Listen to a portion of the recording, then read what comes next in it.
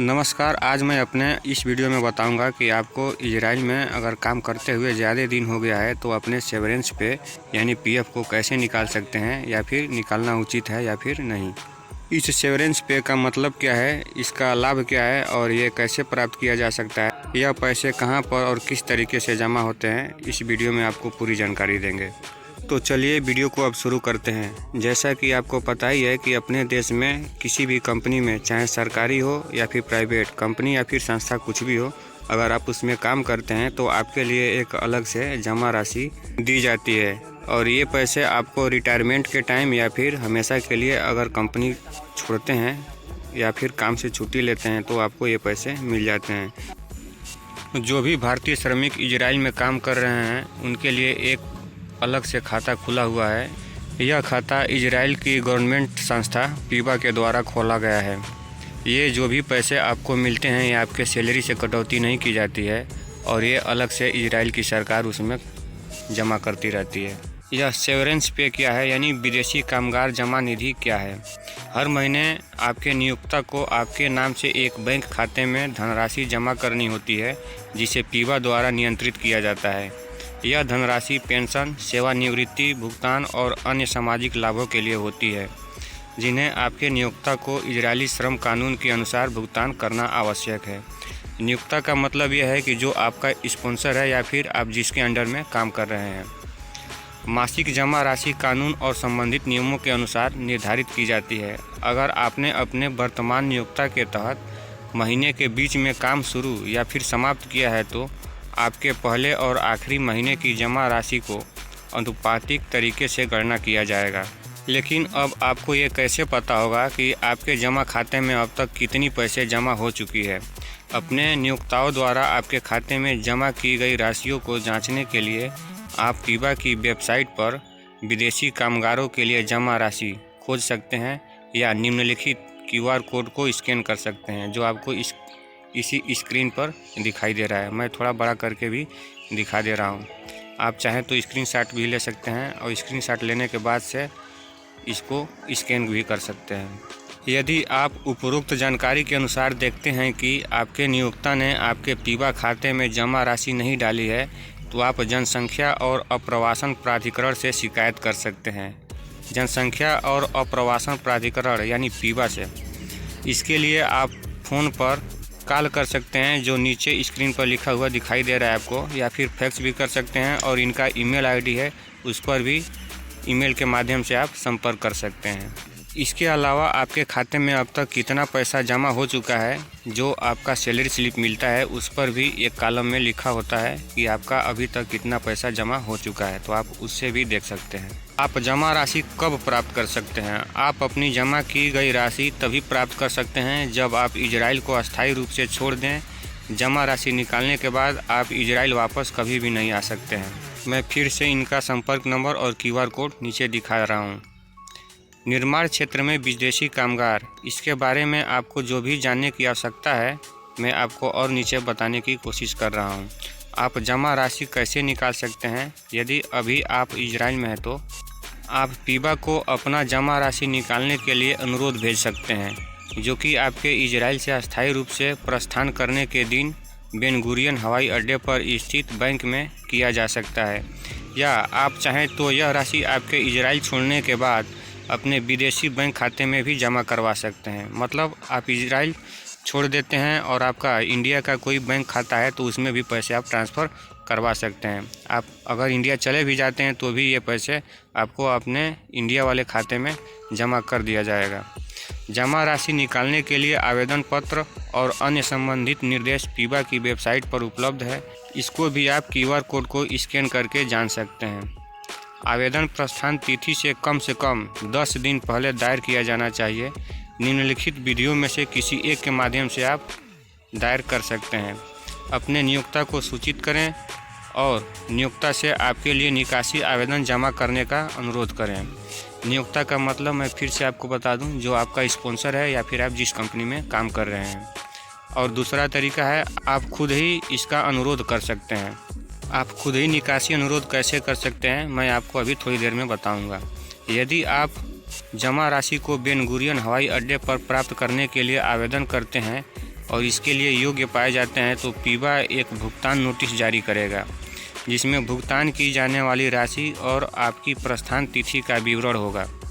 यदि आपके नियोक्ता ने आपके लिए आवेदन किया है तो यह भुगतान नोटिस नियोक्ता को भेजा जाएगा, या यदि आपने स्वतंत्र रूप से आवेदन किया है तो यह आपके द्वारा अनुरोध में दर्ज किए गए ईमेल पते पर भेज दिया जाएगा। भुगतान नोटिस को बेन गुरियन हवाई अड्डे पर सीमा नियंत्रण से गुजरने के बाद स्थित मिचराजी टफाहोट बैंक में जमा करें। लेकिन सवाल ये आता है कि ये सब करने से पहले, यानी जमा या फिर निकासी वाले फार्म भरने से पहले ही अगर इजराइल छोड़ दिए हैं और आपका पहले आने का विचार था छुट्टी के बाद और फिर भी आप इजराइल नहीं आ पहुँचे हैं और आपका इजराइल में आना प्रतिबंधित हो गया है, तो आप कैसे इन पैसों को निकाल सकते हैं, इसके लिए भी नीचे जानकारी दी गई है। तो अपने जमा पैसे को अपने विदेशी खाते में ट्रांसफ़र करने के लिए निम्नलिखित विधियों में से किसी एक के माध्यम से आवेदन कर सकते हैं। विदेशी खाता मतलब यहाँ के नज़रिए से अगर आप देखेंगे तो विदेशी खाता मतलब आपका इंडिया का खाता। तो पहला ऑप्शन है डिपॉजिट यूनिट को आपको ईमेल करना है, तो इनका ईमेल आईडी भी आपको स्क्रीन पर साफ साफ दिखाई दे रहा है, तो इस पर आप ईमेल कर सकते हैं। और दूसरा तरीका है कि विदेशी कामगारों के कॉल सेंटर से संपर्क करें जो आपकी ओर से दस्तावेज जमा कर सकते हैं। ऐसा करने के लिए आपको निम्नलिखित भेजने की आवश्यकता होगी, मतलब क्या क्या डॉक्यूमेंट भेजना होगा। तो सबसे पहले आपको पासपोर्ट की एक प्रति भेजनी होगी और इसके साथ ही एक आवेदन पत्र भी भेजना होगा, और इस आवेदन पत्र को आप इस QR कोड के माध्यम से डाउनलोड कर सकते हैं।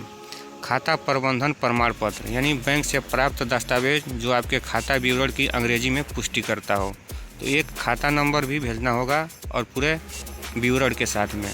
इन सभी कामों में अगर किसी तरीके की कोई समस्या आती है तो इसमें एक नंबर दिया गया है, इस पर आप संपर्क कर सकते हैं या फिर QR कोड को स्कैन करके सीधे फॉर्म को फिल कर सकते हैं।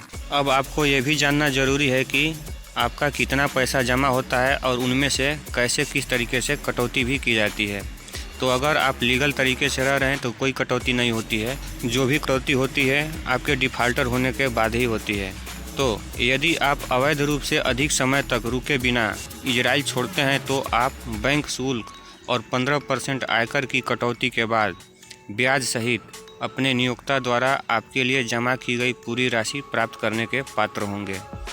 यदि आप समय पर इजराइल नहीं छोड़ते हैं और अवैध रूप से देश में अधिक समय तक रहते हैं तो आप केवल अपनी जमा राशि का मात्र 25% ही प्राप्त कर सकते हैं, जो कर और बैंक कटौतियों के बाद होगा, और शेष 75% राशि का एक हिस्सा आपके इजराइल में अधिक समय रहने की अवधि के आधार पर काटा जाएगा। अगर आप इजराइल में लीगल तरीके से रह रहे हैं तो आपके जमा राशि का 15% ब्याज भी यहाँ की सरकार देती है, जो आपके खाते में हर साल जमा कर दी जाती है, और ये 15% सालाना होती है। लेकिन अगर आप डिफ़ाल्टर होते हैं या फिर इलीगल होते हैं, आपको किसी प्रकार का नोटिस मिला है इजराइल छोड़ने के लिए, फिर भी अगर आप इजराइल में रह रहे हैं और काम कर रहे हैं तो आपके जो सेवरेंस पे हैं, जो अलग खाते में जमा किए जाते हैं पीबा के द्वारा, तो उनमें से भी कटौती की जाने लगती है। तो 25% तो पहले ही काट लिया जाता है और बाकी जो 75% बचता है उसमें भी आपके कटौती किए जाते हैं, मतलब आपके पैसों में से कटौती किए जाते हैं। और ये 75% में से पहले और दूसरे महीने में 5% काट लिया जाता है, दूसरे और तीसरे महीने में 20%, तीसरे और चौथे महीने में 25%। इन 75%ों का आप ध्यान रखें। और चौथे और पाँचवें महीने में 30%, पाँचवें और छठवें महीने में 35%, छठवें और सातवें महीने में 40%, सातवें और आठवें महीने में 50%, आठवें और नौवें महीने में 60%, नौवें और 10वें महीने में 70%, 10वें और 11वें महीने में 80%, 11वें और 12वें महीने में 90%, और 12वें महीने से जैसे ही आपका पार होता है तो पूरा का पूरा 100% काट लिया जाता है। यानी 100% का मतलब ये है जो आपका 75% शेष राशि जो बची रहती है आपके खाते में, उन पैसों में से पूरा का पूरा काट लिया जाता है।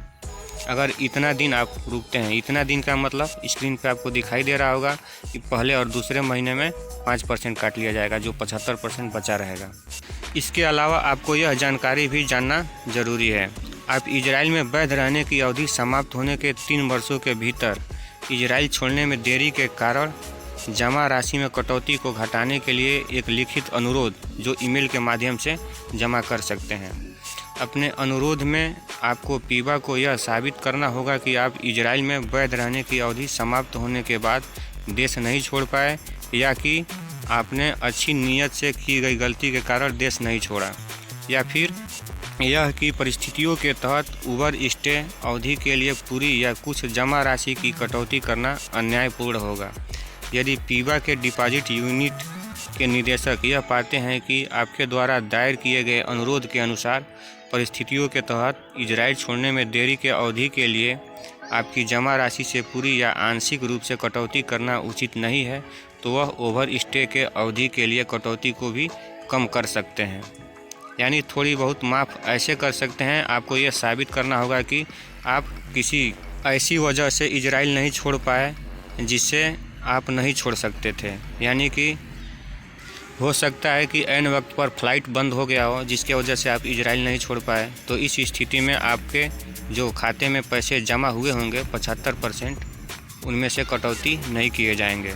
या आपको यह साबित करना होगा कि इजराइल छोड़ने की नियत समय से ज़्यादा दिन तक आप रह चुके हैं, तो वैध तरीके से रहे हैं या फिर किसी उचित कारणवश रह चुके हैं जिसके वजह से देश नहीं छोड़ पाए। तो इस स्थिति में पीबा के अधिकारियों द्वारा आपके कटौतियों में से कम किया जा सकता है, यानी कि कुछ ज़्यादा काटना होगा तो उसको ये लोग कम भी कर सकते हैं।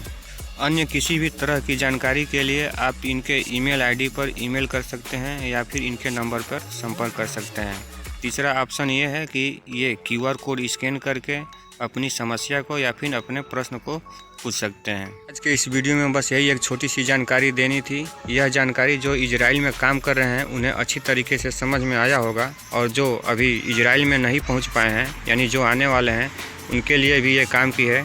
अगर वो इस वीडियो को देखेंगे या फिर इस वीडियो को पढ़ लेंगे तो उन्हें शायद समझ में आ जाएगा कि ये है क्या चीज़। और जिन लोगों का अभी हाल ही में टेस्ट हुआ है लखनऊ में, उन लोगों का भी वीज़ा यानी कॉन्टैक्ट लेटर और वीज़ा दोनों साथ ही में मिलना शुरू हो चुका है। कुछ लोगों का बाकी है, उन्हें भी बहुत जल्द ही मिल जाएगा। कॉन्टैक्ट लेटर मिलने के बाद से पैसा तो पहले ही जमा हो चुका है। कॉन्टैक्ट लेटर मिलने के बाद से फ़्लाइट बुकिंग की प्रक्रिया जल्द ही शुरू कर दी जाएगी। अगला वीडियो किस टॉपिक पर बनाया जाए आप कमेंट करके ज़रूर बताएं, उस टॉपिक पर वीडियो बनाया जाएगा। तो आज के इस छोटे से वीडियो में बस यही मात्र छोटी सी जानकारी देनी थी। अगर वीडियो अच्छी लगी हो, मतलब वीडियो में दी गई जानकारी अच्छी लगी हो, तो लाइक ज़रूर कर दीजिएगा और अपने मित्रों के पास भी शेयर कर दीजिएगा। समय समय पर अपडेट पाते रहने के लिए चैनल को सब्सक्राइब भी ज़रूर कर दीजिएगा। वीडियो में अंत तक बने रहने के लिए धन्यवाद। आपका दिन शुभ हो।